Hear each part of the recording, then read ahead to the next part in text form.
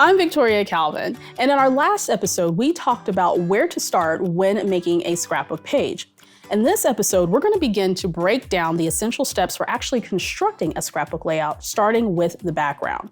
So we'll go back to our example layout. You will notice in this background, I've got a couple of things going on here. I have a base pattern paper, a solid cardstock.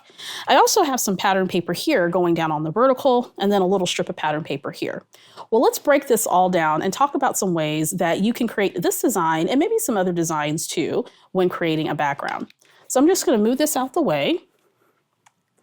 And we are going to bring over some pattern paper. Now, the first thing I like to do is I like to look at the pattern paper selections that I have available to me. So using a collection kit always helps because I know that the papers are already coordinated. I'm kind of a lazy scrapbooker, so if that work's done for me, then I'm A-okay. Of course, you can coordinate papers based off of what you have available to you. So I'm going to go in, and one of the things I'm going to look for first is just sort of a basic standard print, okay? So this collection has lots of fun prints. I'm going to flip these over. And the first design I'm going to grab is this design here that has some little plus signs on it. This is perfect because it's not that bold of a background, and I can do a lot of things with it as compared to something like maybe this floral piece here. This can be a little bit more challenging to work with, but don't fear. You can do something absolutely fabulous with pattern paper like this. But I usually like to start out with something with a nice, simple pattern background. And then I want to coordinate at least 2 or 3 other pattern papers to go along with it. So for our project, we are going to bring over the floral. We're just going to cut a nice little strip of that. And then we're also going to pull a stripe. And I like mixing both stripes and florals and polka dots, all of those together. The color stories work well because I know it's all from one collection, but you can add in all these fantastic patterns to add a lot of interest to your background. Now, if you just want to stick with one pattern paper, that's great. You do you. You don't have to use all of the pattern papers on your scrapbook page, but adding in some extra coordinating patterns really will make your layout pop. So once I have my pattern paper selected, I'm going to go ahead and put these away for another project. And I like to lay them out. Sometimes my pattern papers are coordinated based on the photo that I'm using. So for this photo here, this layout here, this photo has a little bit of orange and things in it. So the pattern papers I selected definitely go along with the color story in my photo. It doesn't have to be an exact science here. I'm just looking for things to coordinate. The next thing I like to bring in is solid cardstock. And solid cardstock is handy because not only can you use it for your background, but you can also use it to do things like mount your photos on if you want a little bit of delineation between your photo and the materials that you're using. So I'm going to bring in a piece of this white cardstock. Now, this is some white texture cardstock by Basil. It's some of my favorite, but there's tons and tons of solid cardstock out there as well as pattern paper. There's no shortage.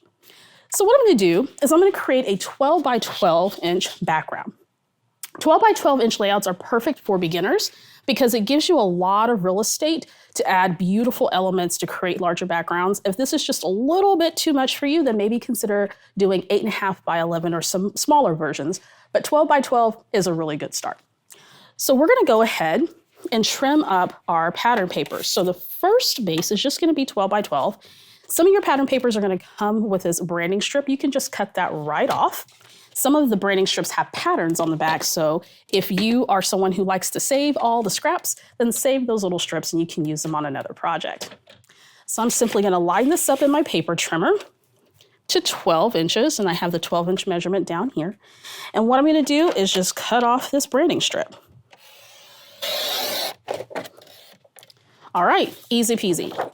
The next thing I want to do is I want to create sort of a frame around my layout. Now, this is a very simple technique and it's perfect for beginners because it's going to add some interest to your layout. Now, could I simply just start adding my photos and stuff on this?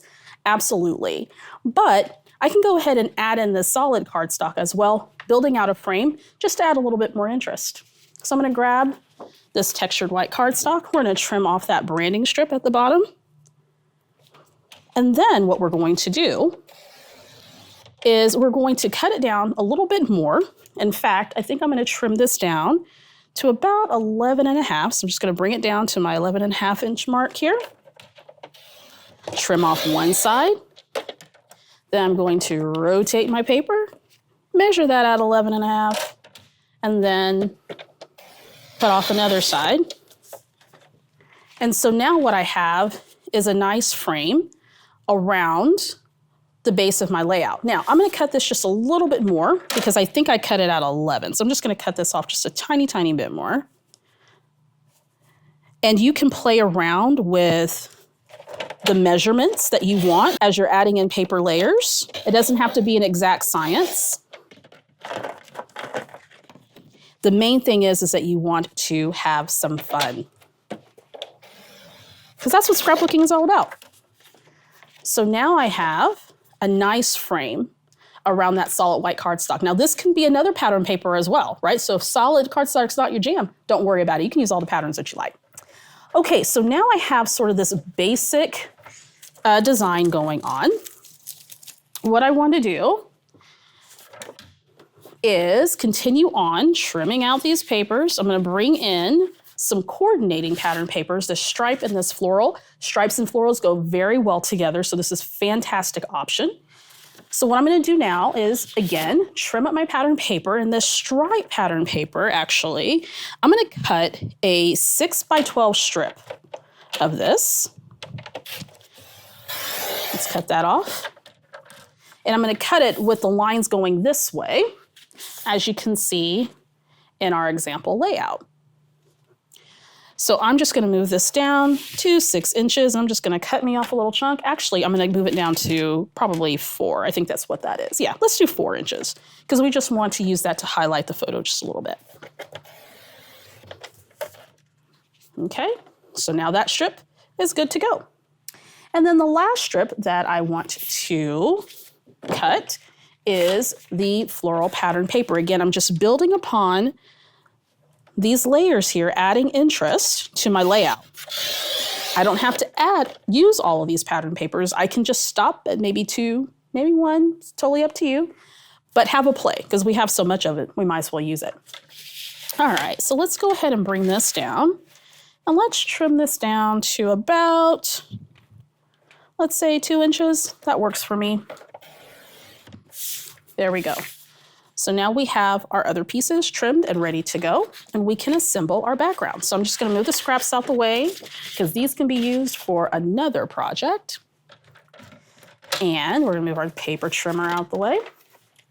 Let's talk about a couple of things here.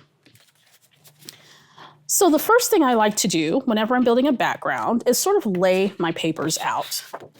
And you can do a couple of configurations. One of the things that I like to do is create what's called an L-shaped configuration, where you have a piece of pattern paper going down on the vertical, and then you have another piece that's coming here on the horizontal that's creating an L shape. What happens is that you then have a natural spot where you can start putting photos, embellishments in your journaling. Very easy. You can also flip this one here and just do a nice vertical band going down. You can also rotate the page to where you have a horizontal band of pattern paper. You can move it up the page, down on the page, wherever you want to position your paper. You can even trim these down even more to create other layers on your layout. You can put it here in the center as well. And then what that looks like is when you're bringing in your photo, so let me grab a photo example here, is you can then start playing around with where you want your photo with respect to where you're putting your pattern paper on your background. So I like to just figure out different configurations. You can't go wrong with this. It's just really based on what it is that kind of catches your eye. Here's that L shape. This is a perfect design for beginners because it doesn't take much. And notice again, I've got 3 coordinating pattern papers in my solid. I set my photo here and I'm good to go. I can move this around in various different configurations until I get a configuration that I like the best. Here's another simple one for beginners where you have your 2 pieces of pattern paper right here on the lower third of the page. And then you can come and put your photo. And that's a great place to start as well. So the point to this is you want to select a pattern paper that's a little bit more on the subtle side. Bring in some coordinating papers, have fun with the different patterns, stripes, florals, polka dots, other patterns. Cut out the paper based on how you want to design your layout. There's no rhyme or reason, and there's no getting it wrong. Configure your papers in a way that looks aesthetically pleasing to you. And then when you are ready, you can go ahead and start adhering your layers down when you're ready to commit. So that's exactly what I'm going to do for this project. So I'm gonna come in, I'm gonna bring in roller adhesive. This is from Scrapbook.com. They've got fantastic adhesives. Just gonna flip over this white paper here, white solid cardstock. This could be another color too. Completely up to you. That's the fun thing about creating is we can make it whatever we want. It's your scrapbook page. So I'm just gonna go ahead and adhere that down. Good to go. Then I'm gonna bring in our stripe pattern paper, add some adhesive, and then I'm just gonna bring this in, maybe about 2 inches into the layout. You can bring it in however far you want to, it's completely up to you. That looks good. And then I'm gonna cross that with the floral pattern paper. Let's add a little bit of adhesive there. And I'm gonna bring this down to about right here. Now I certainly could trim these pattern papers here so that it meets just the white and stops there, or I can bring it out here to the remaining part of this pattern paper to the whole length of the 12 by 12 layout.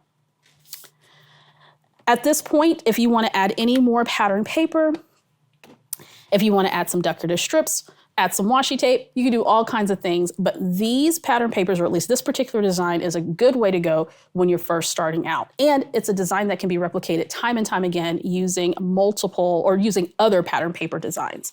So then when you're ready, you just pop your photo on there and start embellishing, and you have a fantastic scrapbook layout that's gonna yield a really high impact design. In our next episode, we're gonna take this a step further and add some embellishments to our scrapbook layout.